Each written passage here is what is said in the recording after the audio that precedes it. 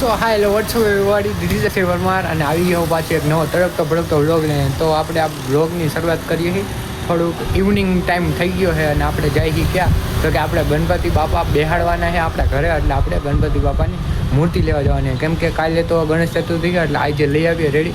સવારે આમ વહેલું મુહૂર્ત થઈને એટલે આપણે વહેલું લઈ આવીએ રેડી. પછી મળે ન મળે એવી રીતના હોય આયા, એટલે રેડી. તો બન્યા જોઈજો આપણી ભેળા વ્લોગમાં, ઠીક છે? તો ચલો જઈએ આપણે રેડી.